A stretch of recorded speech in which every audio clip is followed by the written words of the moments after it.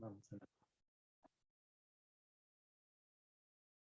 Bueno, lo que tenemos aquí es el microscopio de Robert Hooke. Vamos a hablar un poquito más adelante de él. Él hizo las primeras observaciones, digamos que la primera observación directa de la pared celular. Le llamó celdas, ¿no? Celdillas, célula, porque parecen celdas. Vamos a ver más adelante una imagen de esto que él vio, ¿no? De lo que él vio.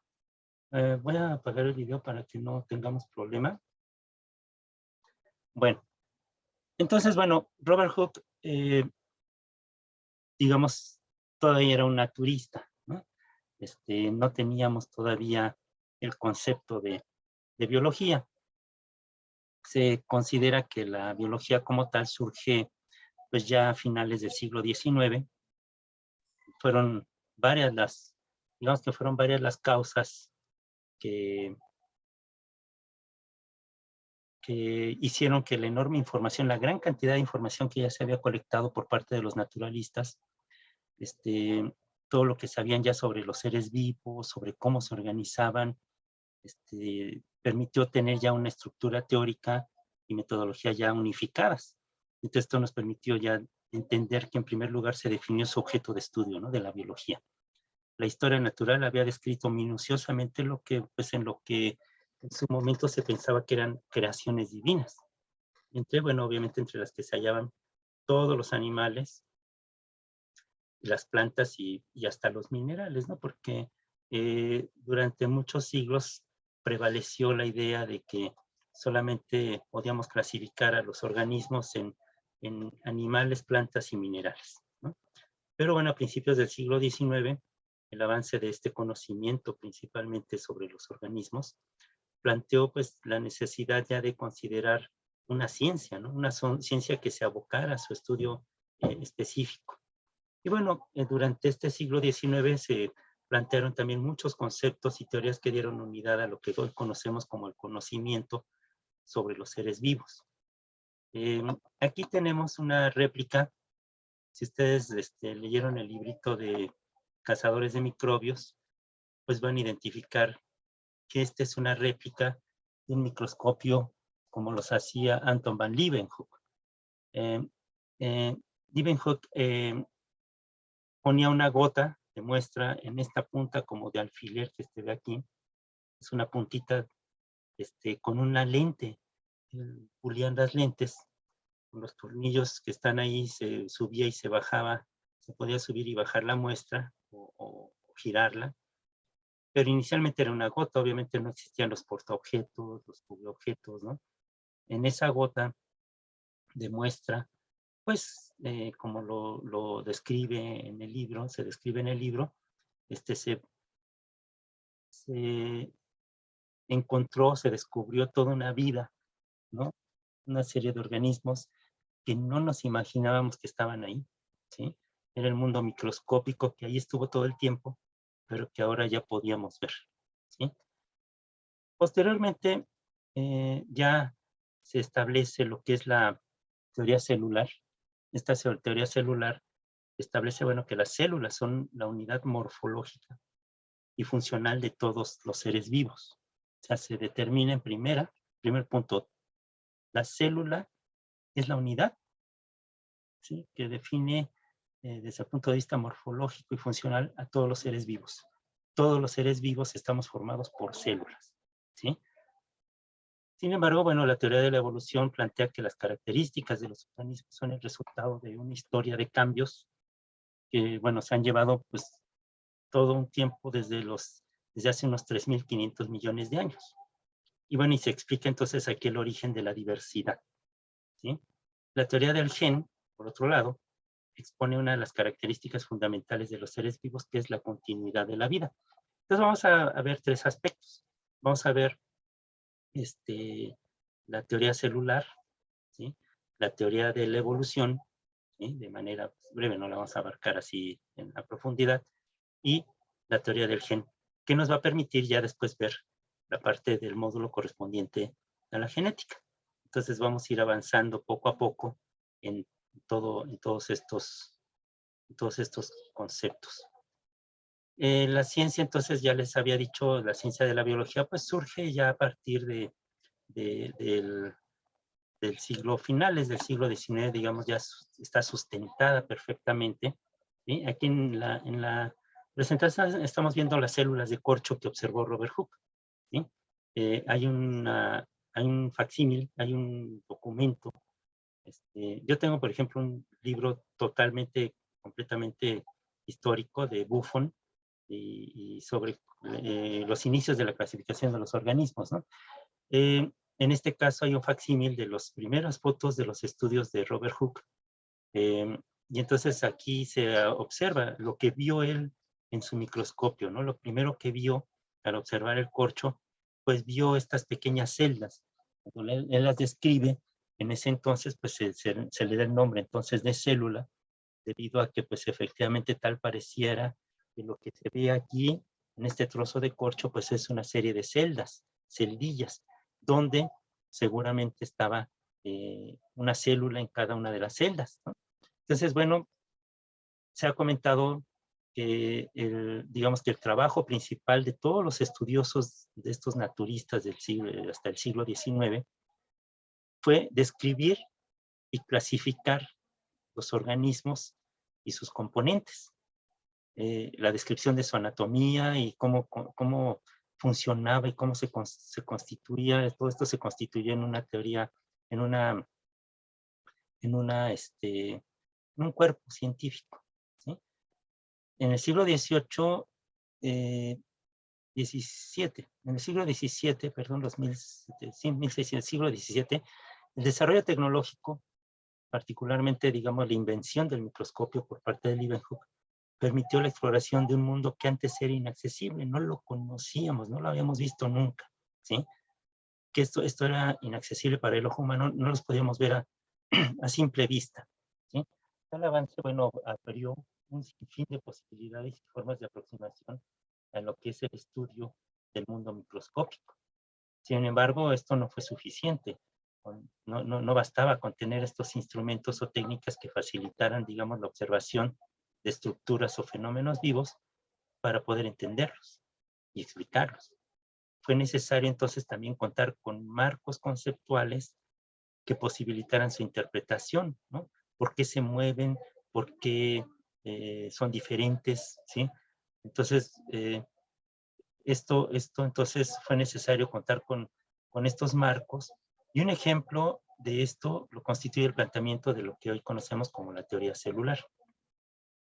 Las células fueron vistas y descritas por primera vez a mediados de este siglo XVII por Anton van Leeuwenhoek, es lo que estamos viendo aquí, ¿sí? Vemos, por ejemplo, en la parte de arriba a la izquierda, en la A, él vio bacterias, y así las vio. Y vean el alcance que tenían sus microscopios tan rudimentarios, que pudo ver bacterias. Nosotros en los microscopios, enfocándole lo mejor que podemos con los microscopios que tenemos en la UAM, vemos apenas, después de haberlos teñido, pues algunas bacterias. Sin embargo, ven la precisión, o sea, el alcance que tenían estos pequeños microscopios. Él pulía los lentes, les hacía tener una gran cantidad de aumentos. Y bueno, este naturalista holandés, bueno, de los Países Bajos, investigó los más variados objetos, ¿sí? Con la ayuda de unos cristales de aumento que él mismo construyó, que después ya los llamamos así como los primeros microscopios, ¿no? Y describió diferentes tipos de células, como el espermatozoide también. Ahí él alcanzó a ver diferentes espermatozoides. Ese seguramente, los que están a la derecha serán de algún animal, pero también vio su propio esperma, ¿no? Las bacterias y los protozoides, los protozoarios, perdón, pudo ver eritrocitos en la sangre, ¿no? La sangre humana. Vean cómo pues los dibujó, efectivamente tenían una hendidura, ya sabemos ahora que son bicóncavos, ¿no? Y bueno, posteriormente el microscopio que ya les había mostrado fue Robert Hooke, en 1665 ya, quien en su libro Micrografía, pues nos muestra imágenes ya de estas celdillas que vimos anteriormente en el corcho y que le dio el nombre que hoy conocemos de células, ¿no? ustedes vean el gran avance que significó el tener ya un primer instrumento que nos permitió ver lo que antes no podíamos ver, ¿sí? Las estructuras celulares observadas entonces principalmente en este tipo de instrumentos, pues fueron en plantas que revelaban la existencia de pequeñas vesículas y también de elementos sólidos que las rodeaban, que son estas paredes celulares en las plantas. Pero estas estructuras llamadas células eran consideradas solo como un componente más de la planta. Se discutía cómo se formaban, pero no se había propuesto ninguna explicación aceptable, ¿sí? En el siglo XVIII estas observaciones botánicas eran muy bien conocidas. Sin embargo, bueno, todavía había faltaba esta reflexión, este análisis serio que nos permitiera determinar pues, cómo habían llegado, o cómo estaban ahí esas células, qué hacían, ¿sí? La microscopía animal se enfrentaba a problemas más graves, ya que los tejidos animales eran más difíciles de manipular y observar porque las células animales no tienen pared celular. Las vegetales hasta cierto punto es fácil observarlas por la resistencia que tienen debido a esta pared celular. Sin embargo, los animales pues, era muy difícil porque son, digamos, elásticos, son más frágiles, ¿sí? Si los aplastamos se rompen, ¿no? Y entonces, bueno, era muy difícil de manipular y observar. A partir de los años 1800, ya el siglo XIX, volvió a despertar el interés en la anatomía microscópica de los vegetales. Y bueno, en 1830 ya existía un buen número de observadores y de gente que estaba haciendo estas observaciones, publicando manuscritos que proporcionaban ya un fundamento empírico que era necesario explicar. El botánico francés Brisseau-Mirbeau declaró que las células se encontraban en cualquier parte del organismo. Y bueno, él ya pudo reflexionar y especular sobre la manera en que se producían, cómo se habían producido estas células. Y aunque parecía que las plantas estaban, digamos, completamente compuestas por células y se describían sus formas y sus componentes, por ejemplo, el núcleo celular fue observado por primera vez en los años 1700 por Leeuwenhoek y fue nombrado en 1831, hasta mucho tiempo después, por Robert Brown. Nadie estaba seguro de lo que podía ser una célula, qué tenía, qué función tenía. Aquí en la imagen ustedes están viendo células observadas por Matthias Leiden, ¿no? En las plantas y por Theodor Schwann en los animales. Vamos a ver la importancia que tienen estos dos investigadores en la creación, en la determinación de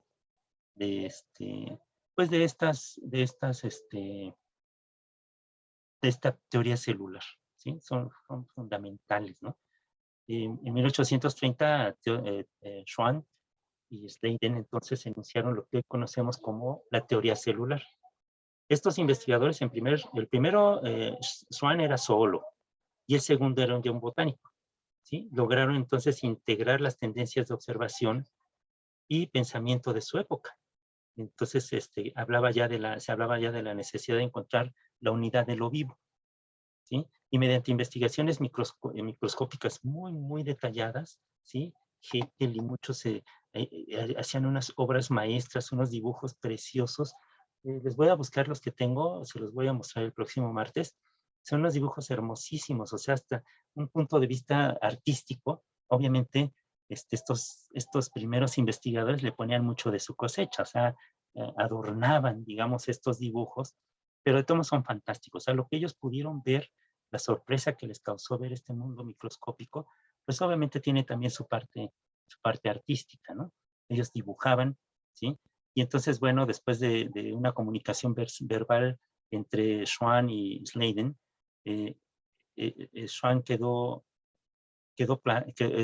Leiden, perdón, quedó maravillado, quedó sorprendido de la semejanza de lo que él había observado en el tejido animal y lo que Schwann estaba viendo en el tejido vegetal, ¿sí?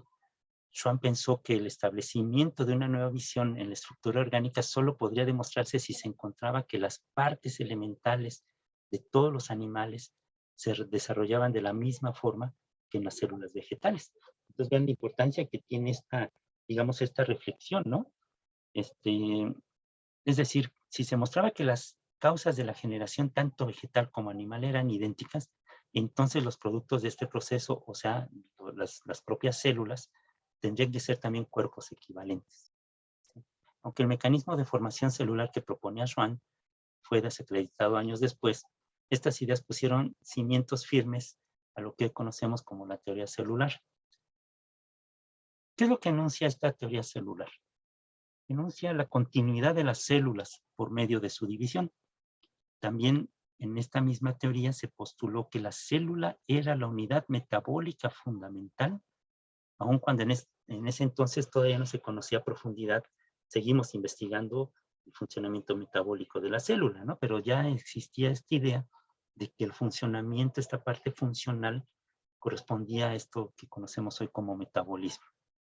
Pero bueno, a medida que la fisiología del siglo XIX avanzaba en el análisis de las actividades metabólicas, se hicieron muchas pruebas, ¿no? Se tenían, ya después tuvimos tinciones específicas para observar diferentes tipos de células, pero bueno, se iban conociendo, ¿no? Que los azúcares se podían teñir con determinada sustancia, que otras sustancias que eran ácidas reaccionaban, y entonces podían verse en contraste en las muestras que se estaban trabajando.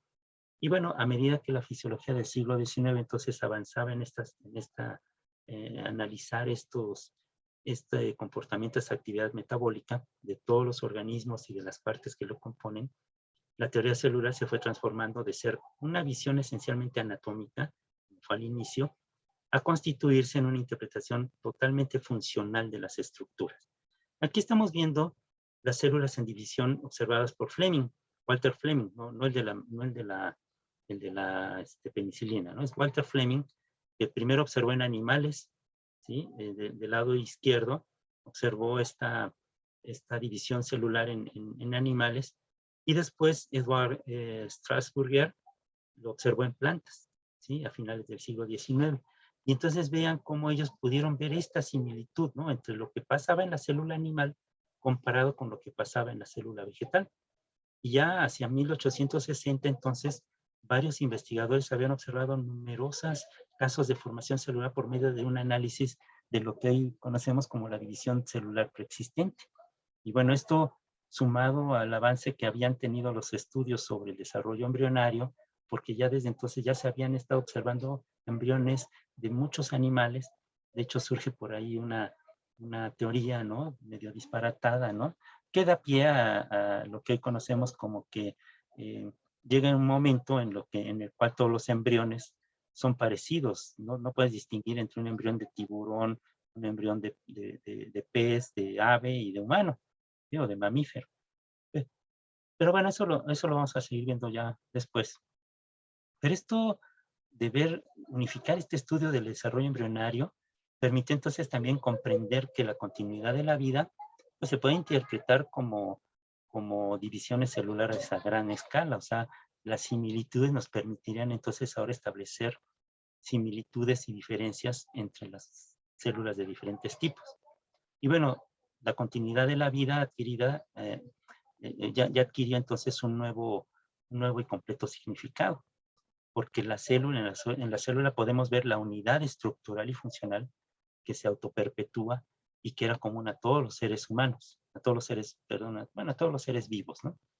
En 1875 ya teníamos un acuerdo general de que la célula era una entidad demarcada con límites específicos, o sea que la célula se podría apreciar que tiene ciertos límites, ¿sí? Lo que hoy conocemos como la membrana obviamente no se había podido ver antes, se le veían, digamos, como en el dibujo de la izquierda, podemos ver el límite de la célula, pero no sabemos de qué está hecha, cómo está hecha, ¿sí?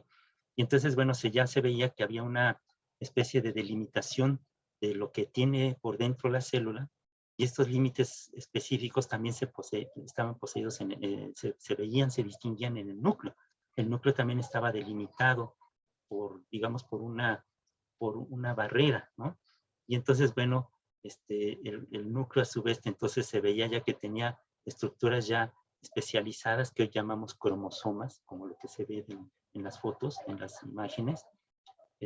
Y esto contenía además, este envase, digamos, estas barreras, estos delimitaciones, contenían algo adentro que después se llamó citoplasma, ¿sí? Y que este citoplasma tenía una complejidad muy particular, tanto física como químicamente, porque pues obviamente se empezaron a hacer experimentos de reventar las células y ver qué sucedía, qué tenía por dentro, ¿no? Y bueno, se desprende también igual hay una gran cantidad de investigaciones sobre estas funciones y estructuras de la célula. Todavía seguimos en el debate, ¿sí? El sábado pasado yo tuve una conferencia, me invitaron en la Universidad de Querétaro, y precisamente hablé de cómo el citoesqueleto, por ejemplo, lo seguimos investigando. Y una de las teorías que ya tiene mucho tiempo y que no ha podido ser desmentida totalmente es que el citoesqueleto tiene una tensegridad determinada, que hace que la estructura tenga la célula, perdón, tenga una cierta estructura elástica y flexible, que incluso es lo que hemos visto en las construcciones y esculturas previas. O sea, en este caso fue algo al revés, porque nosotros vemos la naturaleza y después podemos ir y pintar algo, una célula, ¿no? Nos inspira. Pero en este caso fue al revés. Primero, ya existían estas estructuras, ¿sí? Y ahora se están viendo en la célula. Por ejemplo, las geodésicas, todas estas fulerenos que ahora hemos encontrado, todas estas que solamente se sostienen por medio de la tensión, ¿sí? Por ejemplo, hay sillas diseñadas con tensegridad donde ninguna de las partes toca el suelo, sí, o sea, toca la superficie plana, sino que está una arriba de la otra y solamente con tiras se está sosteniendo. Y tiene unas tablas, por si es muy pesada la persona, se apoya en la otra parte, pero en realidad son puras cintas las que están estableciendo esta tensión, ¿sí? Y en el caso del citoesqueleto, tanto los macrotúbulos como los túbulos intermedios adquieren diferente condición si están en un cultivo celular y si están ya en vivo. Entonces ahí marca como que una característica. Yo les mostré el sábado en la conferencia estructuras que ahora sí ya han copiado a la célula. Por ejemplo, en la Villa Olímpica de Múnich de 1972, toda la villa, el techado de esa estructura era inspirada en estas estructuras de tensión. Y entonces, bueno, nosotros hemos seguido investigando, seguimos tratando de determinar, por ejemplo, si ustedes ven un pseudópodo, ¿sí? de una amiba, ¿sí? Cuando vemos cómo se extiende el pseudópodo para tratar de alcanzar comida, ¿sí? Detecta un alimento y se estira para englobarlo y engullirlo, ¿sí? La construcción de ese citoesqueleto es como si ustedes, por ejemplo, para subir una barda, en ese momento pusieran ladrillos para subirla. Eso es lo que hace la célula, construye, teje su citoesqueleto, lo orienta, ¿sí? Lo construye en ese mismo momento para estirarse. O sea, no es como yo que estiro la mano y ya, sino que la amiba tiene que tejer su citoesqueleto, perdón, para poder estirarse y llegar al alimento. Entonces esto se produce en milésimas de segundo, ¿sí? Es sorprendente. Bueno, Rudolf Virchow aplicó esta teoría celular a la patología, ¿sí? Y considerar la enfermedad como un trastorno metabólico lo llevó a plantear que la célula tendría que ser la unidad organizada más pequeña y probablemente irreductible de la actividad fisiológica. O sea, si queremos estudiar totalmente la fisiología, este reduccionismo lo llevaba a pensar que si yo entendía bien la célula, podía entender cualquier enfermedad y cualquier fenómeno. Obviamente esto pues causa mucho ruido desde el punto de vista filosófico, porque ¿cómo quieres reducir todo? Entonces vamos a reducirlo pues a átomos, y si entendemos cómo funcionan los átomos, vamos a entender cómo funciona la célula, y eso no es cierto, ¿sí? Los átomos, las moléculas en solución acuosa, con pH de 7, con un pH cercano al de la vida, se va a comportar diferente a cómo se comporta en un tubo de ensayo. Entonces, bueno, obviamente no podemos reducir todo a la química, por ejemplo, o en este caso a la célula, ¿sí? Entonces, bueno, ha habido mucho debate al respecto, lo vamos a seguir viendo más adelante, ya que el estudio de la célula enferma condujo a Virchow a poner atención a condiciones perturbadoras y a las reacciones que provocaban en las células y los tejidos estas perturbaciones. De este modo, Virchow hizo hincapié en la omnipotencia funcional de la célula. O sea, que la célula de cualquier tipo se va a comportar igual ante el mismo estímulo, ¿sí? Pero la demostración de que este es el elemento funcional crítico de los organismos, pues obviamente constituye un desafío para los fisiólogos experimentales, porque ¿cómo podíamos poner una célula? Podemos poner a lo mejor una célula nerviosa, y es lo que hemos hecho, por ejemplo, cuando estuve yo en biofísica. Poníamos un axón.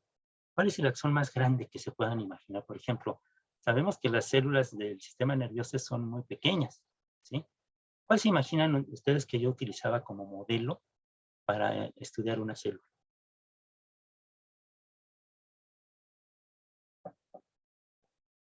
¿Los de la médula espinal?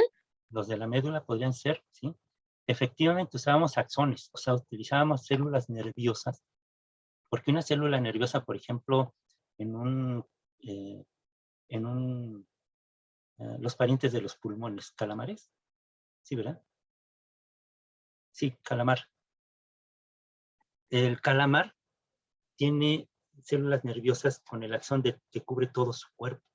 Entonces, si yo tenía un calamar de 10 centímetros, podía yo recuperar una neurona de unos 8 centímetros, ¿sí? Entonces era fabuloso porque tenemos la solución Ringer, que es una solución fisiológica parecida al entorno en el cual está el sistema nervioso, y entonces podríamos poner el axón con diferentes electrodos, ¿no?, en solución Ringer para que se mantenga vivo y aplicar diferentes estímulos de corriente eléctrica y ver cómo se comporta. Entonces, imagínense, no cualquier célula puede ser usada. O sea, yo no puedo usar una célula, por ejemplo, de tejido de intestino, pues son tan pequeñas que cómo las voy a manipular. Entonces, esto ha sido todo un reto. Hemos recurrido ya actualmente pues, a las simulaciones por computadora, metiendo todas las variables y obviamente así podríamos ver, por ejemplo, hay películas fabulosas de cómo se imaginan que es el mundo interior de la célula. Por ejemplo, cómo las moléculas, hay unas que sobre el citoesqueleto van como caminando, o sea, las fuerzas electrostáticas que se generan entre las moléculas hacen que parezca que la molécula que transporta, por ejemplo, las mitocondrias de un lado al otro, parece que van dando pasos, ¿no? O sea, es sorprendente. Y entonces estos modelos, por ejemplo, ahora pues ya tenemos muchas herramientas para simular esto en una célula. Pero imagínense al principio cuando todos estos fisiólogos estaban queriendo tomar como modelo la célula, pues pues sería seguramente muy difícil. Por ejemplo, desde el siglo XIX, el mismo siglo XX, nos costó mucho trabajo llegar a este conocimiento. Kirchhoff acuñó el aforismo de omnicélula es célula. Omnicélula, eso quiere decir que toda célula proviene de otra célula, ¿sí? Entonces, esta frase en latín, en biología, es muy famosa, ¿no? Omnicélula es célula. Todas las células vienen de células, ¿sí?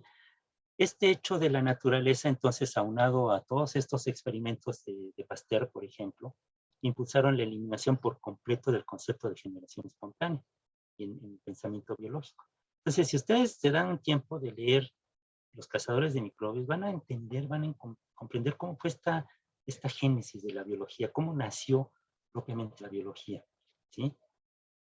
Durante mucho tiempo las investigaciones experimentales eran muy complicadas y estaban relacionadas con los que conocemos hoy como procesos fisiológicos, como la respiración, analizar, por ejemplo, Lavoisier estuvo inmerso en este estudio. O sea, Lavoisier dicen que su esposa tenía que estarse cuidando de que no le robara los trastes de la cocina, ¿sí? Porque de pronto, Antoine, ¿dónde dejaste la olla? Bueno, no frijoles, ¿no? Seguramente cocina o cualquier otra cosa. Y Antoine ya se había llevado a su laboratorio la olla. ¿Para qué? Lavoisier construyó un calorímetro, ¿sí? Donde en esta bomba calorimétrica ponía una olla dentro de la otra, con hielo en medio, y entonces metía un cuyo o un conejo.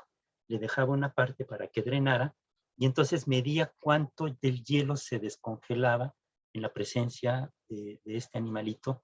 Luego le daba de comer y veía si generaba más calor, ¿no? Imagínense construir todo en tu casa, o sea, a partir de los trastes y los vasos, todo lo que tengas en tu casa, ¿no? Pues yo creo que al principio así tuvo que ser, ¿sí? Con lo que tenían a la mano, y seguramente en el laboratorio simularon la construcción de los matraz, todo eso, simular lo que teníamos en la cocina, ¿sí?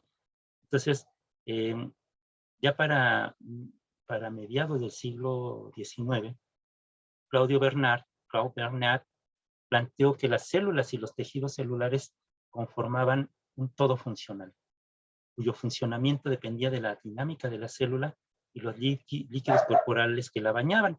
Claude Bernard fue el primero que estudió, por ejemplo, el páncreas, ¿no? Que estudió órganos en vivo, ¿sí? Y de este modo, bueno, la célula prometía entonces transformarse en el elemento vital, funcional, crítico de todos los seres vivos, ¿sí?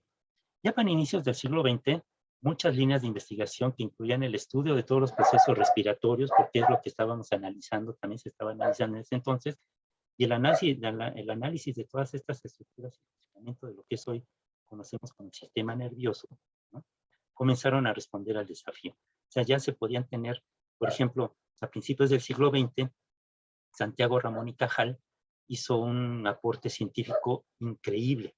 A Cajal, junto con Golgi, les dieron el premio Nobel a principios del siglo XX. Creo que por ahí del 1906, una cosa así, fueron de los primeros premiados en fisiología. Ellos, bueno, en primera Golgi, pues describió el aparato de Golgi y su funcionamiento, pero Santiago Ramón y Cajal, un español, logró teñir células del sistema nervioso. Inventó una técnica que utilizamos ahora ya mucho, todos los que se dedican a la neurofisiología, tiñen con nitrato de plata. Entonces estas tinciones con plata permitieron ver el sistema nervioso, verlo, ¿sí? Y esto fue un avance formidable, porque bueno, no cualquier cosa se puede teñir con, o sea, por ejemplo, el sistema nervioso tiene que ser con este método de tinción. Las células de las bacterias se tiñen con algunos otros colorantes y dependiendo de si son gram positivas o gram negativas, nos va a dar un color azul o uno rojo.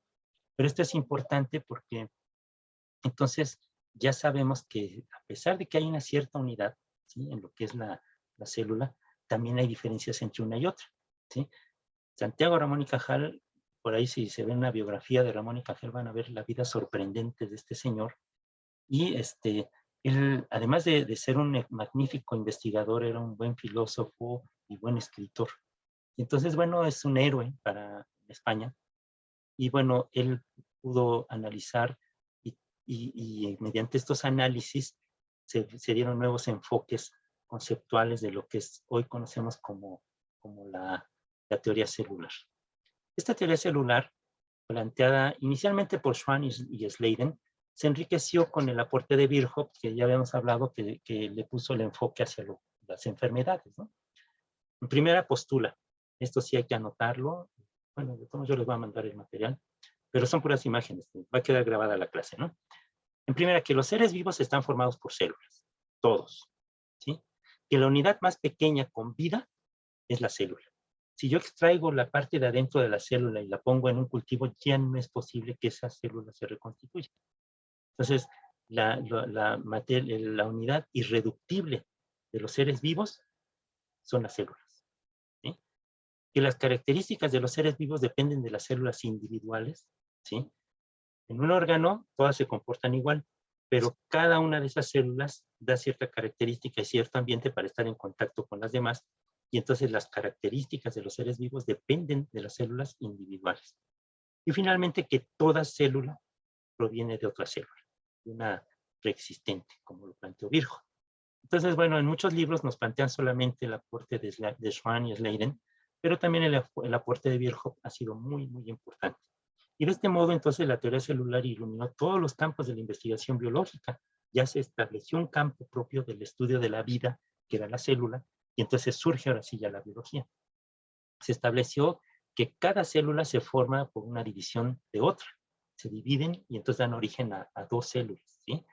Los trabajos de Fleming y Strasburger, ellos en Alemania, durante la década de los 1880, detallaron las diferentes etapas, que en realidad es un proceso continuo, por el que pasa la célula cuando se divide durante la mitosis. Vamos a ver con detalle después el ciclo celular. Vamos a ver la mitosis y la meiosis con mayor detalle. Más adelante, con el avance en este conocimiento de lo que llamamos bioquímica, que en un principio fue química fisiológica, ¿sí? Hasta muy recientemente se le empezó a llamar bioquímica.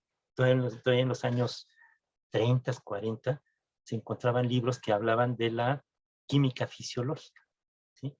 No hablaban de bioquímica. Ahora ya hablamos de bioquímica, pero para que vean qué reciente es, ¿no? Esto no tiene ni 100 años de que empezamos a llamarle bioquímica, ¿sí?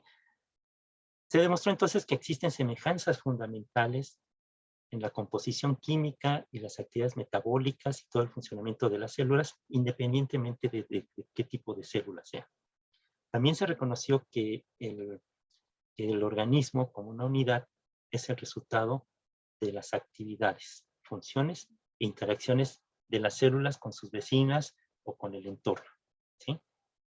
Y así esta teoría propició el desarrollo de la investigación biológica y permitió obviamente pues ya la profundización del conocimiento sobre la organización, diferenciación y desarrollo de los organismos, todos ellos a partir del estudio de su unidad fundamental, que ahora sabemos es célula. En la actualidad, la teoría celular sostiene 4 proposiciones fundamentales, que son las que ustedes están viendo ahí, de que todos los organismos están compuestos por células, que en ellas tienen lugar las reacciones metabólicas del organismo, que las células provienen de otras células preexistentes y que las células contienen el material hereditario, material genético, ¿sí? Entonces, bueno, ahora esto ya lo sabemos, ya se estableció entonces lo que es la biología como tal. Y entonces surge ya la necesidad de conocer más. Queremos saber más porque ignoramos todavía más cosas, ¿no? Lo que les comentaba el otro día Miguel Hernández, ¿no? Él decía, yo me sorprendo tanto cuando voy al campo de todo lo que la gente del campo sabe y me enseña y yo aprendo, y todo lo que yo sé, y a ellos no les interesa. O sea, ellos saben cuándo va a llover, saben cuándo hay que recoger la cosecha, saben cuántas lunas tienen que esperarse para que maduren los granos, saben muchas cosas. Tú vas al campo y no sabes ni qué hacer, ¿no? ¿Por qué el tipo de suelo? ¿Qué importancia tiene removerla con el arado? ¿Cómo se van? ¿Qué distancia debe de haber entre una planta y otra? ¿No? Y esto ha sido un conocimiento de unos 100,000 años que logramos establecernos como cultura, como especie, en las orillas del río Ganges, el Tigris y el Éufrates, perdón, ¿sí? Si ustedes llevaron ya una historia universal, les platicaron que la cuna de la cultura occidental, la cuna de la escritura y de las matemáticas, fue Mesopotamia, lo que conocemos como Bagdad, ¿no? En Irak. A orillas del Éufrates, del Tigris y el Éufrates, en medio de estos dos ríos, surge la cultura mesopotámica, los babilonios también. Y entonces se han encontrado vestigios de que ya para ese entonces ellos ya llevaban la cuenta de cuántos costales había en una bodega. Entonces estas tablas, que se han encontrado estas tablas, tienen grabado como cunitas, dan de cuenta como con una uña, ¿sí? Por eso le llaman cuneiforme, describían números. Y esos números se supone entonces que es el origen de las matemáticas, estas tablillas encontradas en Babilonia, en la antigua Babilonia. Y entonces la cultura como tal surge ahí. Surge la agronomía, surge también las matemáticas y la escritura. En esto es chiquísimo, ¿no? O sea, el origen de la cultura occidental está ahí. La gente descubre que es más fácil sentarse y esperar a que florezcan los granos, y seguramente quien lo descubrió fueron las mujeres.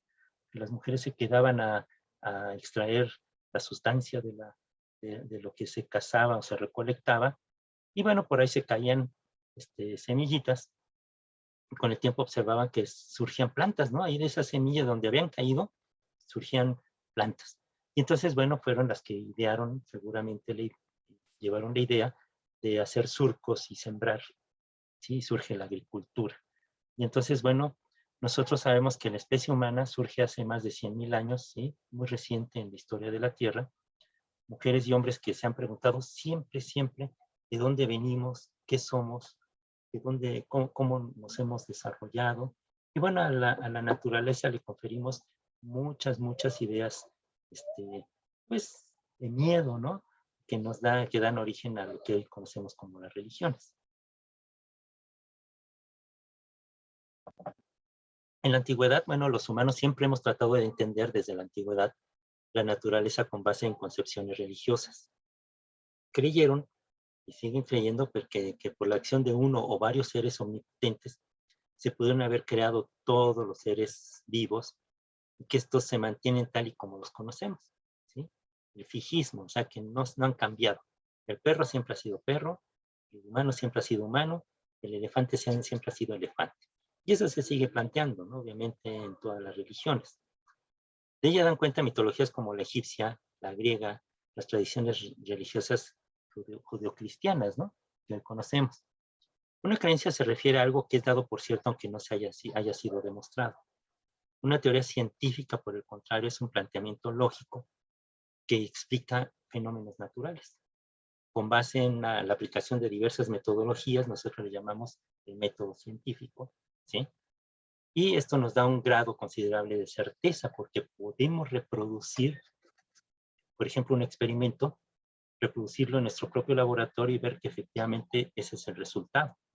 Quiere decir que quien escribe, quien relata lo que descubrió o lo que trabajó en su laboratorio, debe de garantizar que eso se puede reproducir en otros lugares, ¿sí? Porque si no, entonces te la juegas y piensa la gente que eres un charlatán y que no estás diciendo la verdad. Es decir, no son ideas arbitrarias, sino explicaciones plenamente demostradas y confrontadas con los hechos. De este modo, aunque tanto las creencias como las explicaciones científicas que ha habido y que son respetables, como expresiones humanas, no tienen la misma validez como explicaciones de la naturaleza, ¿sí? En un librito que hice ya hace un tiempo, que fue un texto de biología para el bachillerato, ¿sí? Déjenme ver si aquí lo vemos rápido.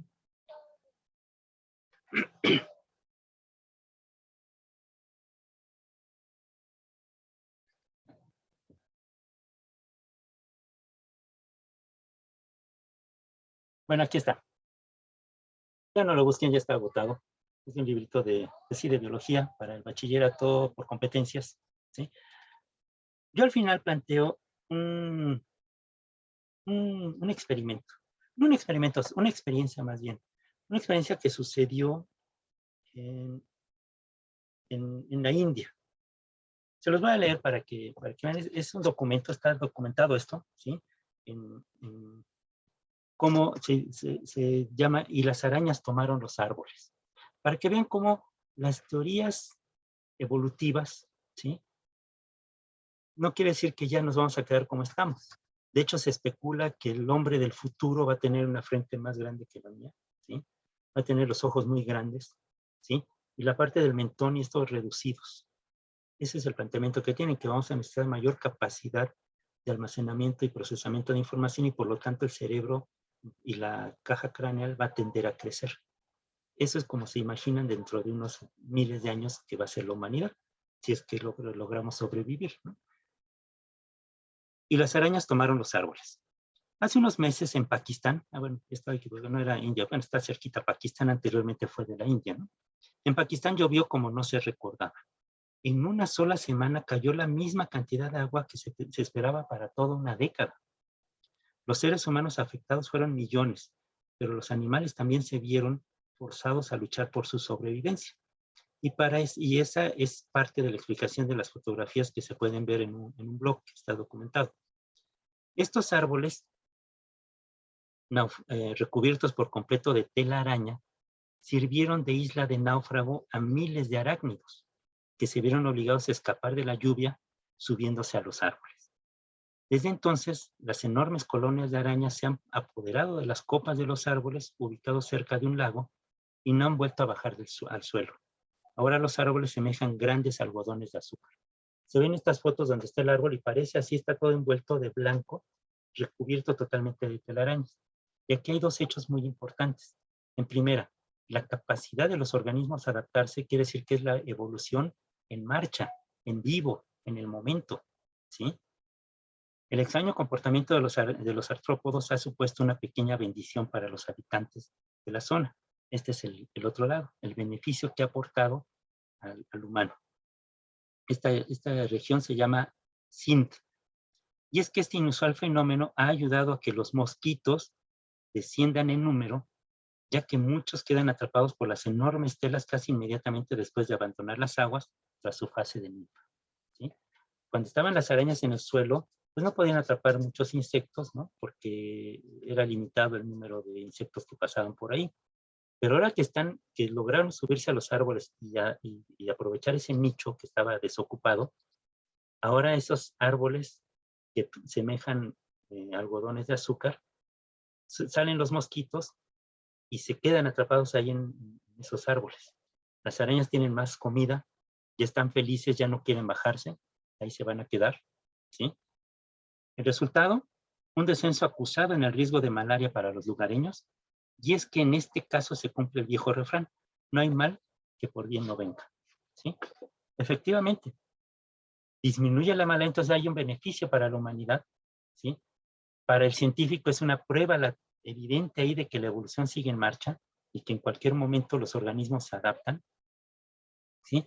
Y entonces esto ha sido una parte muy, muy importante de demostrar que la evolución sigue en marcha, que aunque nosotros no lo apreciemos, pues ahí está. Por ejemplo, hasta hace muy poco se consideraba que el apéndice era un estorbo, que para qué lo teníamos si era un vestigio.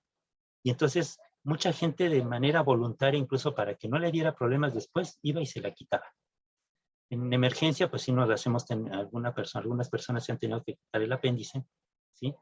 Pero en los años recientes se han hecho muchos estudios y resulta que el apéndice tiene un papel muy importante en el sistema inmunológico. Allí está principalmente la flora intestinal, está surgiendo toda la flora intestinal que coloniza el colon, ¿no? Y entonces esto ha sido una parte bien importante porque ahora se sabe que hay una relación directa entre nuestros intestinos, porque ahí comienza todo, entre los intestinos y particularmente en el apéndice y la salud de una persona, ¿sí? Entonces vean cómo es importante algo que aparentemente estaba desconectado, como que las arañas se suben a los árboles, y entonces, bueno, ahora sabemos que ha habido un beneficio para la gente que vive ahí y también un beneficio enorme para estos animales que ahora tienen o sea, mucho alimento. Y obviamente ya no se van a bajar de ahí, ya se adaptaron, ya tomaron un nicho y ahora ya están adaptadas a ese entorno. A lo mejor en un día de estos a alguien se le ocurre bajar algunas de ellas y a lo mejor van a morir porque ya no van a estar adaptadas a ese otro entorno, ¿sí?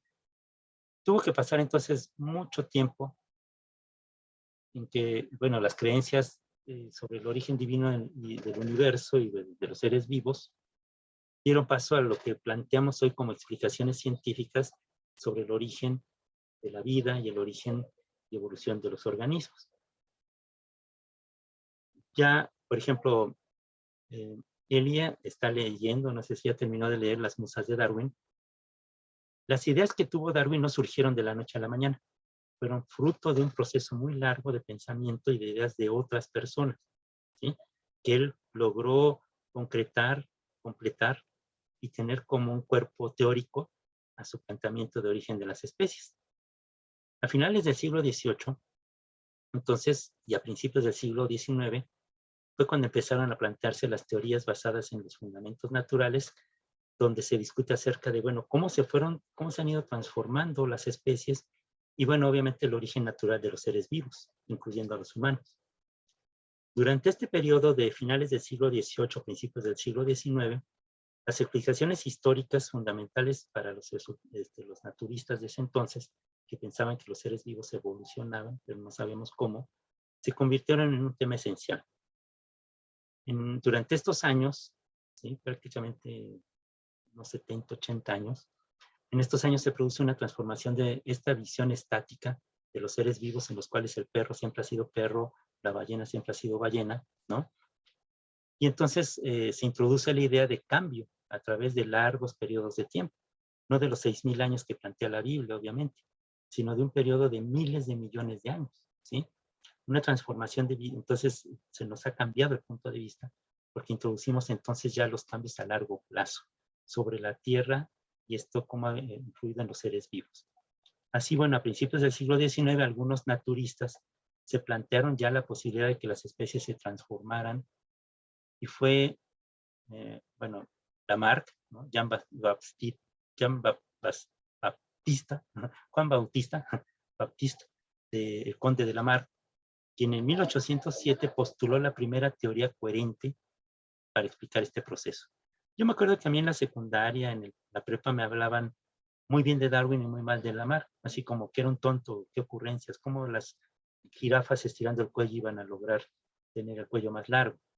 Sin embargo, Darwin tenía un respeto enorme por Lamarck, ¿sí? Y reconocía que él era el papá de todas estas teorías evolucionistas, porque él logró conjuntar y tratar de hallar explicaciones. Y entonces, la forma en que aborda el tema Darwin surge de la forma en que abordó el problema el propio Lamarck. Entonces, Lamarck y Darwin prácticamente se conjuntan, ¿sí? Digamos que llegan a conclusiones muy parecidas, pero con mecanismos diferentes, ¿sí? Y entonces, bueno, esta visión que él plantea en 1807, él trata de explicar todo este fenómeno de lo que hoy conocemos como la evolución. Lamarck fue el primero en ofrecer un panorama, digamos, organizado y desde el punto de vista histórico, cómo se fueron desarrollando los seres vivos. Y encontró que el mejor modo de conocer a los organismos era en función de su interacción con el ambiente, ¿sí? Y su adaptación a él. Obviamente sus ideas estaban algo falseadas, ¿no? Erróneas, ¿no? Pero él tuvo la intención de explicar esto y aplicó este razonamiento. Algo muy importante es que trata de explicar racionalmente estos procesos, es decir, basado en argumentos y demostraciones, ¿sí? Y así en 1807, en su libro Filosofía Zoológica, es un libraco enorme y hermoso, planteó sus ideas sobre cómo es que los organismos se transformaban, al adecuarse al ambiente y cómo logran adaptarse a este medio ambiente. Bueno, a este medio. Me gusta decir el medio ambiente porque es una redundancia inspirada en una mala traducción de la palabra environment, ¿no? O hablamos de medio o hablamos de ambiente, pero no de medio ambiente. Es lo mismo, medio y ambiente. El medio en el que yo vivo y el ambiente que me rodea. Bueno, pero hemos hecho mal en así decir medio ambiente. Pero así quedó. Es como, por ejemplo, la palabra correcta es icono. Sin embargo, nos es más fácil, más bonito, suena ícono, ¿sí? Pero la verdadera palabra es icono. La verdadera palabra para lo que nos sale de los ojos es ligaña. Pero suena muy feo y preferimos llamarle lagaña. Estos barbarismos se popularizan y después se hacen ampliamente difundidos y por lo tanto pues la gente los acepta. Pero yo no termino de aceptar el término de medio ambiente. Sin embargo, bueno, él planteaba que dentro de cada grupo las especies no siguen esa gradación porque ya están, digamos, adaptados a ese entorno, sino que, bueno, se pueden diversificar debido a que estos cambios del medio provocan transformaciones que van a permitir adaptarse mejor a él, como ya lo vimos en estas arañas, ¿no? Que les comenté, y que son heredadas a sus descendientes. Obviamente ya las arañitas que nacen en ese entorno, pues se van a quedar ahí porque ese es su entorno, ¿sí? Y entonces ahí sus descendientes de estas arañas van a seguir poblando esos árboles y bueno, no se van a bajar otra vez a la tierra donde hay menos comida, ¿sí? Y de este modo se piensa que la transformación de los seres vivos, Lamarck planteaba que se debía a causas naturales y no interpreta este proceso como un acto de creación divina. Entonces, a pesar de que todos ellos eran profundamente religiosos, no aceptan la explicación religiosa. Este mecanismo de transformación de Lamarck plantea que un cambio permanente en el ambiente va a producir que los organismos surjan otras necesidades y tengan que adaptarse. Y esto conduciría al desarrollo de nuevas acciones que traerán como resultado nuevas costumbres. Bueno, digamos que eso no es totalmente aceptado, pero sin embargo es como que el, el agregado fundamental para la teoría de Darwin. Él decía que se agrandarían o se transformarían de acuerdo a las necesidades. Y el desuso de otras, por ejemplo, si los perros de las praderas se sintieron más cómodos y libres de predadores en el mar, ¿sí? Cuando fueron estando tanto tiempo en el mar, de pronto uno de ellos, ¿sí? Surge con una adaptación distinta y estos órganos que ya no se utilizan, pues se transforman en otra cosa, ¿sí?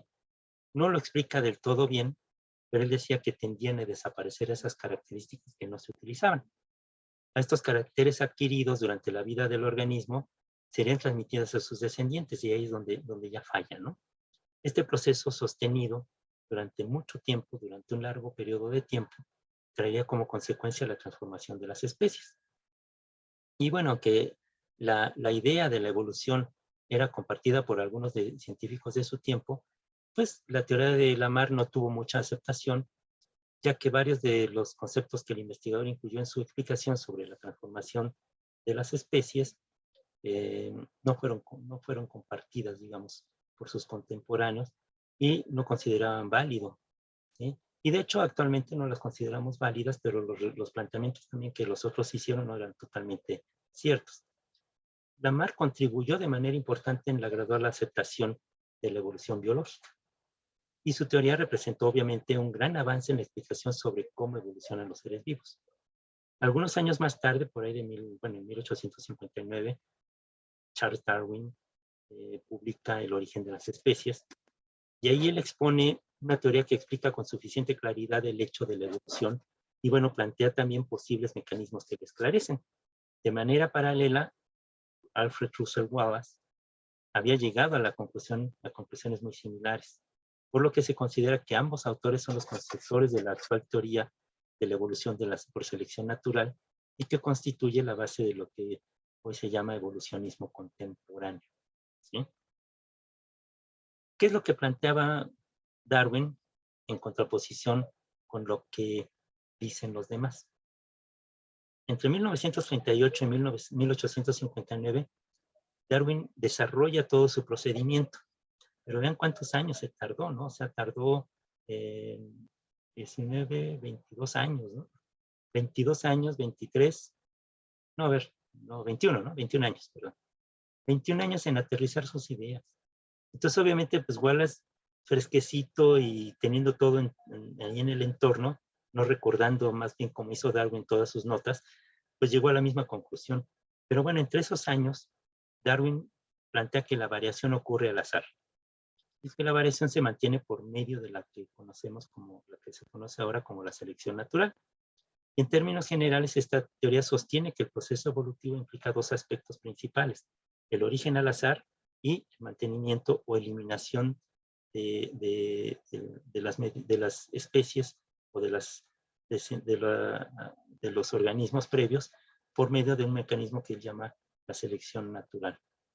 No me voy a entretener mucho en esto porque podríamos verlo, si nos da tiempo, cómo surge todas las teorías evolutivas, cómo en la actualidad se considera que la evolución de los organismos es una conclusión científica que puede ser aceptada con tanta confianza como el hecho de que la Tierra es redonda o de que los planetas se mueven alrededor del Sol.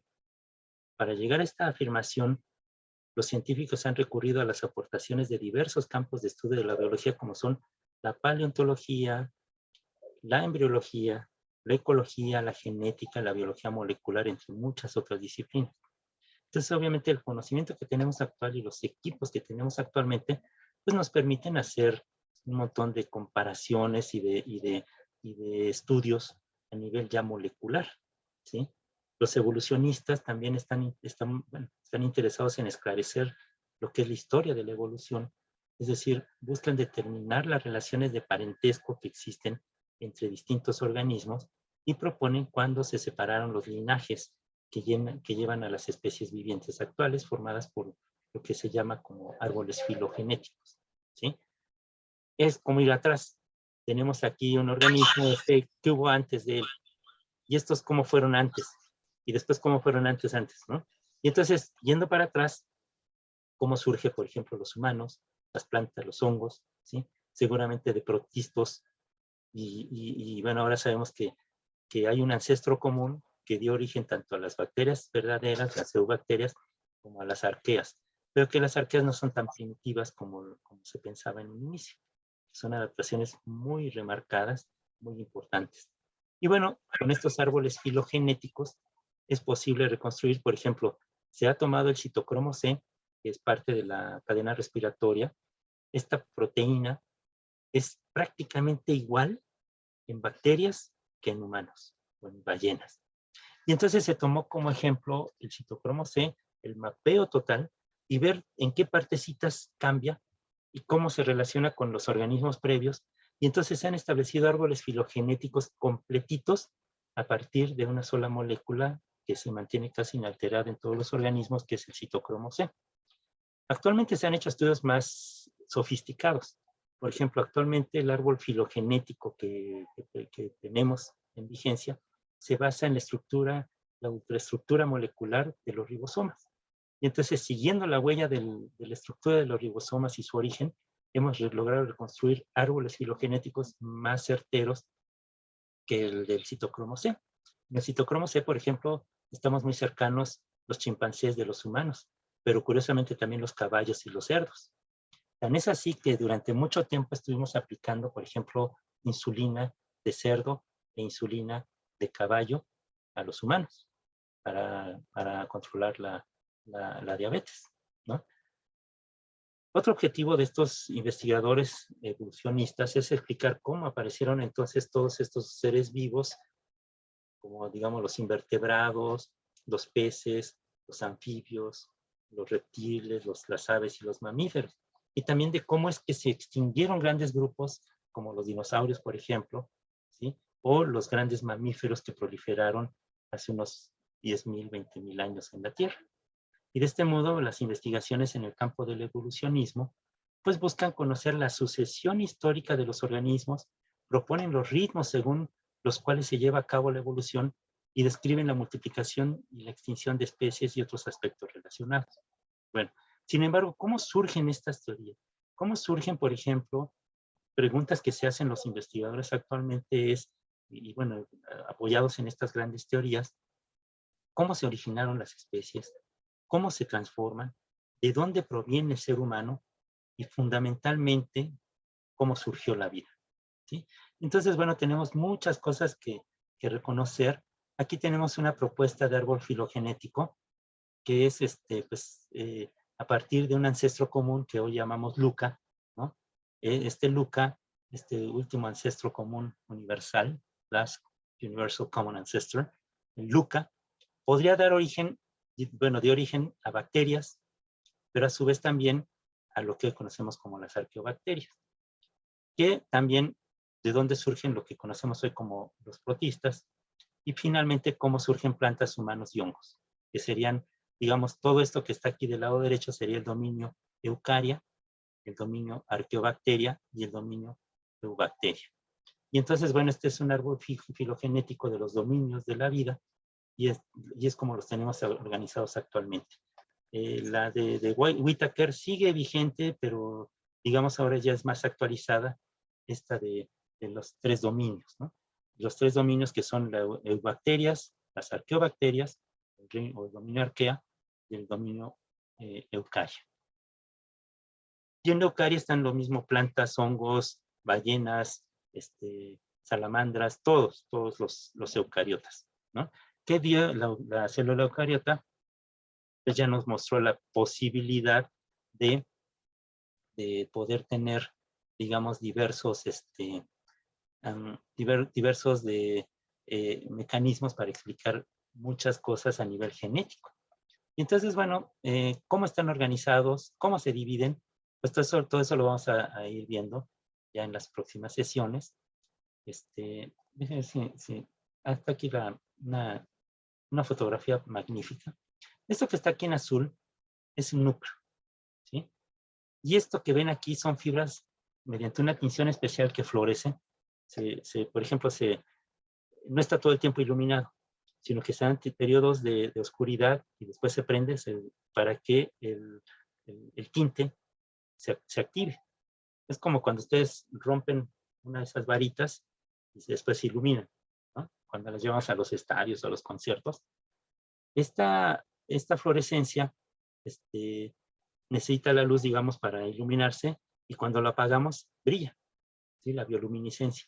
Entonces, mediante técnicas de bioluminiscencia se ha logrado teñir el citoesqueleto, y vean cómo digamos que la parte medular de todo esto es proteger el material genético. El citoesqueleto puede pasar por diferentes condiciones, aplastamos la célula, pero lo que va a preservar, a tratar de preservar, es el núcleo. Es como si ustedes hicieran un citoesqueleto tan bueno, tan funcional, que si pusieran en medio un huevo, que representaría el núcleo, lo podrían aventar de un tercer piso y no le va a pasar nada al huevo. O sea, a lo mejor se va a contraer la estructura y después va a regresar a su forma original para preservar el núcleo, ¿sí? Es como estas naves que ahora ya se han enviado a Marte, se lanzan desde arriba, ruedan y después se despliegan, ¿no? Y entonces es cómo protegerlo mediante estas estructuras de tensión. Entonces, bueno, aquí lo que estamos viendo es un corte microscópico de tinción con bioluminiscencia de tejido, de una célula, perdón, que tiñó específicamente el citoesqueleto y dejó de otro color el núcleo. Entonces vean cómo la célula se organiza de tal forma que protege el material genético porque es lo más importante, ¿sí? Es lo que tenemos como más importante. Aquí está el amigo, bueno, le tomaba la foto Ivonne Murillo, pero mi congénere, Luis Felipe Jiménez, él desde que estábamos estudiando fue cuando nos llegó la noticia de que se iba a instalar un microscopio electrónico. Costó mucho trabajo porque yo no sé si ustedes conocen la Facultad de Ciencias en la UNAM. ¿Alguien ha ido a la UNAM? No, profe. ¿A Ciudad Universitaria? Bueno, son varios circuitos. El primer circuito exterior que se hizo fue el que llevaba hacia la Facultad de Ciencias y iba por detrás de todos los institutos y llegaba de nuevo a la Facultad de Medicina, ¿sí? Entonces este circuito externo que le llamaron constituía todos los institutos de investigación, la Facultad de Ciencias y la Facultad de Ingeniería y más adelante Trabajo Social. Todo es roca volcánica. Sin embargo, la estructura actual de los caminos hace que si pasa un camión por la vía, por el circuito exterior, en los laboratorios, casi de manera imperceptible, pero vibraba todo. Es como, por ejemplo, yo ahorita estoy aquí y viene de la basura y de pronto siento que se mueve el edificio por el peso del camión. Cuando se iba a instalar el microscopio electrónico, nos dijeron específicamente, no se puede instalar donde está ahorita porque esa estructura está en contacto con toda la estructura de la calle, bueno, del circuito, y se mueve todo. Si se mueve, se va a echar a perder el microscopio y no van a poder hacer observaciones tampoco, ¿no? Y entonces, bueno, se decidió hacer un hoyo, un hueco, que llegara hasta el cimiento de la roca volcánica. Si ustedes les agarra un temblor en el Pedregal, no sienten nada, porque no pasa nada. O sea, la roca volcánica se mueve todo por debajo, pero la roca volcánica no se mueve. Y entonces por eso es que con Mancera se dieron el lujo de hacer esas torres gigantescas ahí por Insurgentes Sur. Un arquitecto que estaba viviendo fuera de México y regresó, se fue horrorizado. Dice, ya no regreso a esta ciudad, es un monstruo. Echaron a perder todo lo bonito que tenía la ciudad. Dice, yo me salí antes a caminar por Insurgentes, ¿sí? Tranquilo, y ahora hay unos monstruos ahí que rompieron todo el entorno. Estas torres de 30 y tantos pisos son posibles porque el suelo del Pedregal es totalmente estable, ¿sí? Y bueno, entonces se tuvo que hacer, a Luis le tocó toda esa tarea, fue tesista ahí y ahora ya es el investigador de planta del microscopio electrónica de la Facultad de Medicina. Luis, les tocó construir esta base, ¿sí? Para poder instalar el primer microscopio electrónico que se instaló en México, en 1980 por ahí más o menos, ¿no? 82. Y bueno, después de ahí han surgido ya, obviamente el microscopio normal de luz, ¿no? Que permite ver a dos personas al mismo tiempo, que son muy similares a los que tenemos ya en la UAM. El microscopio electrónico, que es donde está aquí Luis Felipe, y el microscópico de barrido por sonda, que es mucho más detallado. Y hay algunos incluso microscopios. En estos se necesita congelar la muestra y obviamente va a ser puro organismo muerto. Pero ya hay nuevas técnicas de microscopía muy elaboradas que permiten observar a la célula en vivo, ¿sí? Incluso teñirla y hacer diferencia de contrastes para poder observarlos. Entonces se pueden hacer tanto observaciones en vivo como en preparaciones, ¿sí? Entonces estos son los avances de la microscopía. Y bueno, ya para no cansarlos con este choro, vayan estudiando la estructura y función de las bacterias y la estructura y función de las células eucariotas. Entonces, la próxima semana, el martes, nos vamos a dedicar a ver esto. Vamos a ver lo de los reinos, cómo se clasifican actualmente, cómo la clasificación. Búsquense por ahí un autor que es WOOSE, WOSE, WOOSE. pues, cómo él plantea, a partir de este árbol filogenético que se construye gracias a a lo que es bueno, la lectura del código genético que da la secuencia de aminoácidos y después son leídos por los ribosomas. Ellos han basado todo su conocimiento actual en esta estructura. Busquen a Rivera y Lake, así como suena, Rivera y Lake. Rivera, una señora venezolana, y Lake plantean no un árbol filogenético, sino un anillo. Y entonces en este anillo de un momento a otro se juntan diferentes características de eubacterias, ¿sí? Que dan origen a la célula eucariota. Entonces por eso es que hay cierta similitud entre las eucariotas y las arqueas, ¿sí? Que las células, las bacterias, eubacterias, pudieron haber sufrido una especie de especialización, ¿sí? O que estas eubacterias a su vez pueden llevar al surgimiento posterior mediante la endosimbiosis de Margulis, al origen de lo que hoy conocemos como las células eucariotas. Entonces, bueno, búsquense a Rivera y Lake, búsquense obviamente a Toño Lascano y Miller, pero me gusta más Rivera y Lake porque ya plantean evolución de las eucariotas.